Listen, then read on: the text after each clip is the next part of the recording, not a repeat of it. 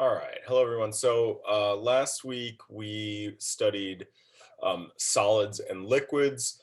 This week we're going to be studying the topic of gases. The reason that they're sort of separate is because the topic of gases is a little bit more in depth than solids and liquids. And in particular, there's going to be a little bit more math. All right. And so I'll show you what we mean as we go here.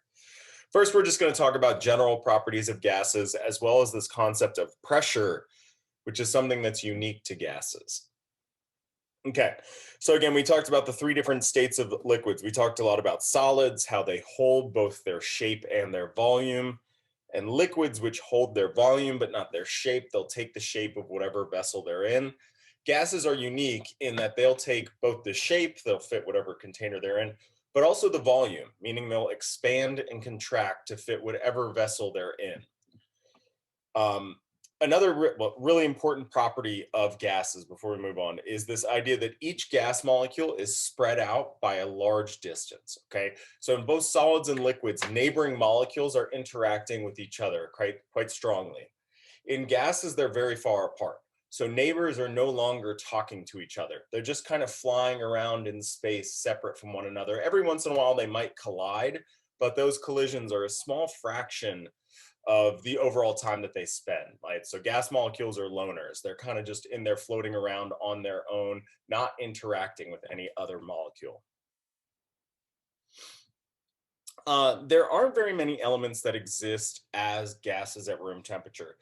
If we look at our periodic table here, this is this little cheat sheet. Notice that actually all of the Nobel gases, and of course it's in the name there, but all the elements here are gases at room temperature. That's particularly interesting because even something as large as xenon and radion are gases at room temperature. So radon are gases at room temperature. So generally speaking, the larger the molecule, the less likely it is to be in the gas phase. But the Nobel gases are unique. And we kind of talked about that when we talked about Lewis structures, how they don't like interacting with other atoms. They don't like sharing their electrons because they already have their full octet. And so that's what contributes to them being gases at room temperature as well. Other than that, it's the really tiny ones. So hydrogen, helium, of course, the metals aren't going to be gases at room temperatures, but the non-metals like nitrogen, oxygen, fluorine, those are the smaller ones are gases at room temperature. Other molecular compounds are gases. They tend to be molecules that are, again, small, so meaning low molar mass, as well as polar molecules like don't tend to be gases at room temperature. Remember, we talked about how polarity can contribute to strong intermolecular forces. Well, those would hold molecules together in a liquid or a solid phase. So non-polar molecules like methane and carbon dioxide, those are gases at room temperature. Things like ammonia and hydrochloric acid, dinitrogen monoxide, those are also gases at room temperature, but especially ammonia is in equilibrium with its liquid form. So you might have a container of ammonia under your sink, and of course that's not a gas, but the reason, when you open the container and you're hit with that really strong smell, it's because can escape to the gas phase really easy. So anyway, molecules that tend to be gases have very small molar masses. And again, if they have weak intermolecular forces, meaning they're not polar, that will also contribute to them being gases at room temperature. Okay, so there's something kind of basic called the kinetic molecular theory of gases. And kind of long story short, this is a big, complicated mathematical way of talking about gases. We're not going to get too much into the nitty gritty of that. We're going to see one of the crowning achievements of this theory, which is called the ideal gas equation. And we'll talk about that next lecture. It's got this like ridiculously complicated statistical mechanics kind of basis that we're not going to talk about at all. But we do need to understand, or at least discuss, the two main rules that go into this kinetic molecular theory. Okay, so this sort of mathematical theory that, again, we're only going to touch on one equation for, but nonetheless, there are two sort of what we would say are assumptions that underpin it. And they're really good assumptions. So, we kind of take them to be true, but nonetheless, they're assumptions here. One is that, again, as we discussed, gas molecules are separated. Um, Gases are composed of molecules that are separated by large distances. So again, we don't think of gas molecules as interacting with one another. They're very far apart, kind of flying around. If they do hit, it's a really quick collision. Okay. Uh, the second tenet of kinetic molecular theory is that gas molecules are constantly in random motion, and they're moving in straight lines until they collide, right? So you can kind of think of a pinball bouncing off the walls and sort of just like, unless it interacts with one of the sides of the wall or a bumper or something like that, it's kind of just going in straight lines and then purely um, what are called elastic collisions, kind of bouncing off of the walls. Yeah, so those are the basic two tenets of kinetic molecular theory that's going to lead to this ideal gas equation that we're going to talk about in the next lecture.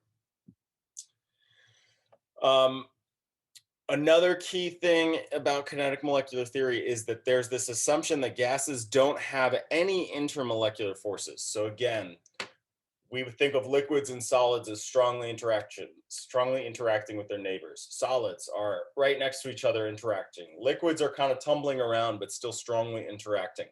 Gas molecules don't have strong interactions with their neighbors. And actually, if we can go ahead and assume they don't have any interactions whatsoever, that simplifies the math greatly. And so that's one of these sort of simplifying tenets of this kinetic molecular theory that leads to the ideal gas equation. And again, when we introduce the ideal gas equation, what it means to be an ideal gas is this idea that you don't have any intermolecular forces. The other thing that's a key component of this is this idea that the kinetic energy of a gas molecule is proportional to the temperature of that sample. Okay, so if we look at, let's look at this graph here. It looks a little complicated, so let's just kind of simplify things. Let's look at this yellow curve here. Okay. This is at 100 degrees Kelvin. And one of the things we're going to sort of see over and over again in this chapter is we always talk about the temperature of gases in Kelvin. Never Celsius or anything like that. So anytime you're going to use math talking about gases, you need to convert to Kelvin. So this is the distribution of all the different speeds of a particular gas. This is nitrogen at 100 degrees Kelvin. Okay. And so you can see that there's this distribution, right? There's not just one speed, there's distribution. There's some over here that are a higher speed. There's some over here that are a lower speed. On average, the speed of those molecules is about, I don't know, but whatever that is, 200 meters per second, something like that. The value doesn't really matter. What's important is that as you increase the temperature, you increase that average speed. So if we increase the temperature to now 300 degrees Kelvin, the average speed of those molecules is now about 400 meters per second. If we increase the temperature all the way to 700 degrees Kelvin, the average speed of those molecules increases to now like 700 meters per second, right? So by increasing the temperature, what you're really doing is increasing how fast those gas molecules are zipping around. All right. Yeah, so you're giving them more kinetic energy, which is, again, just a fancy way of saying by increasing the temperature, you're making them move faster. That's really what this graph is saying. Okay. Now let's talk about pressure. So pressure is this idea. So first of all gases have this concept to them of pressure, which is sort of unique. Solids don't really have it. We talked about liquids and solids. We talked about vapor pressure, but that was all about whether or not they go into the gas phase, right? So pressure is something that's unique to gases. All right. And an example of this is this idea of, let's take this can of, in this case, paint thinner. Over here, it's empty. And then we're going to have this pump, and we're going to pump out all of the gas molecules from that container. And what you see is that it actually collapses on itself. Okay. That's because you've decreased the pressure inside of that container. So what do we mean by pressure? Pressure is this idea of force over area. So what does that mean? It's the force at which those gas particles are colliding with the walls of the container divided by the area, which is just the area of that container, right? So if we have, let's do two different illustrations here. Low temperature, or I'm sorry, low, not temperature, but pressure versus high pressure. So it's all about the collisions between gas molecules and the side of the container. So if a gas molecule is moving really slowly and then bounces off of the wall of a container, that would be a low pressure, versus if a gas molecule is moving really, really quickly and then bounces off of the walls of the container, that would be a higher pressure. Right? So it's all about the force at which that gas molecule is hitting the walls of the container. There's two ways that pressure can be increased. One is by increasing the speed of those gas molecules, right? And we talked about how that's related to temperature. So if something's, and think about if somebody punched you in the face or something like that, right? If they were going really slowly, that would be a low force, versus a really fast moving particle in this sense would exert a higher force and thus a larger pressure, right? So this idea that the speed of the gas molecules is related to the pressure. The other thing that can increase pressure is what's illustrated here, and that is just the sheer number of collisions, right? So if you have a large container, each individual particle is colliding with the walls only ever so often. If we decrease the size of that container and thus or increase the number of molecules that would have the same effect, all of a sudden there are that many more collisions that are happening per second, and that would increase the pressure as well. So two different ways that we can increase pressure. Again, pressure is just the force at which these gas molecules are hitting the walls of the container. One is we can increase the speed of gas particles, or in this other example, we can is also a form of increasing pressure, where we increase the number of collisions. All right, so we have this new concept of pressure that's unique to gases. And again, it's all about how forcefully those gas molecules are colliding with the wall of the container. We can increase pressure or increase that force by increasing the speed of the gas particles, or just by increasing how frequently they're hitting the walls of the container. Pressure is a quantity that we can measure. Unfortunately for us, it has very many different units. Okay, so there are PSIs or pascals, kilopascals, atmospheres. There's inches of mercury, millimeters of mercury, or torr, and then bar.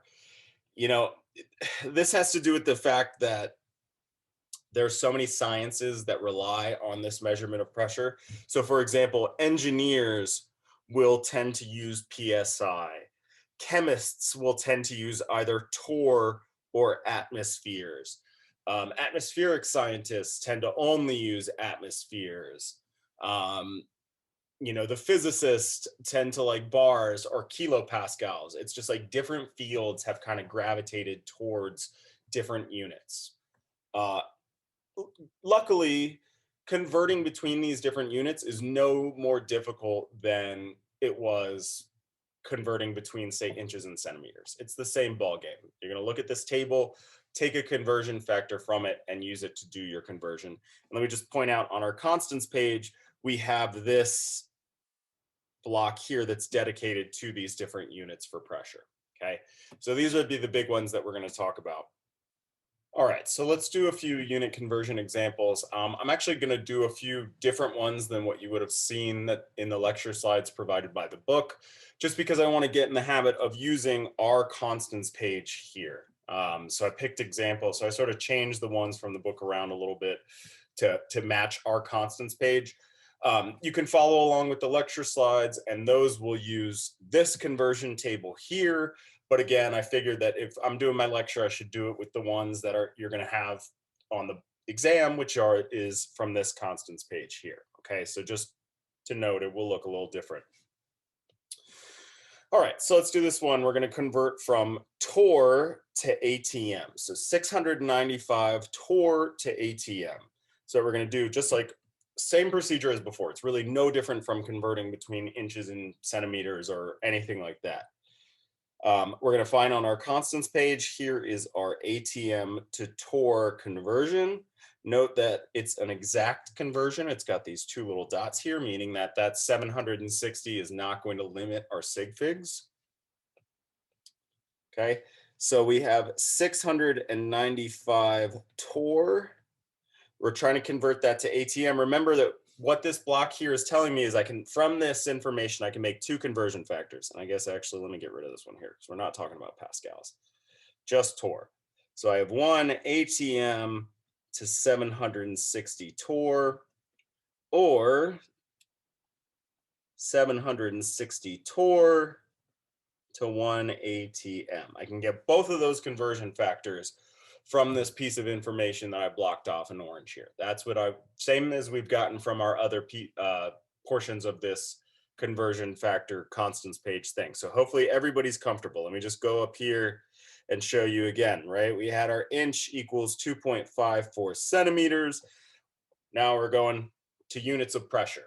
I think it's going to be a little bit more intimidating because inches and centimeters you've probably heard of before, whereas ATM and torr might be completely different concepts to you. Nonetheless, we're going to use this page the same way, right? And which one of these conversion factors are we going to decide to pick? It's all about the units. We're going to look, we see that we're going to start, we start with torr, which means that we want torr to be on the bottom, so it will cancel out an ATM to be on the top, right? So then we just punch this into our calculator and it spits out 0.91447. That's enough. Right, so first thing we do is we just put down everything our calculator tells us, same procedure as before. Then we're going to go back and check units. Torr will cancel out and we're left with ATM, which is what we wanted. And then we have to worry about sig figs. This our original measurement has 3 sig figs. And remember, since this conversion is exact, we're not going to consider it at all for sig figs, which means that our final answer should have 3 sig figs. So what I would put as my final answer, was 9.14 ATM. Okay. Same procedure as before. Find your conversion factor, punch it into your calculator, check your units, go back and do sig figs. Okay. So now we're going to do another example where we're going to go from ATM to pascals. 3.45 ATM is what we're going to start with. And then we need to go from ATM to pascals. So now that's actually this other chunk here. Okay. So similar to before, we're going to make our two conversion factors, either 1 ATM to 101.325 pascals or 101.325 pascals to ATM, right? So we have our two conversion factors. Which one are we going to pick? We're going to pick the one that allows us to cancel out ATM. So we want ATMs on the bottom. So 1 ATM is 101.325 pascals. Punch that into our calculator. 349.571.25. Go back and check units. ATMs cancel out, and so we're left with pascals, which is what we wanted. And lastly, we need to double check our sig figs. If we notice again, this is a exact conversion, so that's not going to limit our sig figs. All I need to pay attention to is the 3 sig figs in my original quantity. So I'm going to round this here. So this would be, and this is actually a tricky one, so this would be 350 And this is my last sig fig. So I would either have to write it in this notation where I just mark my last sig fig. The other thing that I can do is turn it into scientific notation. Come on, 3.50 times 10 to the 1, 2, 3. And that would also work. So either of these would work where I've marked my third sig fig, which is a 0.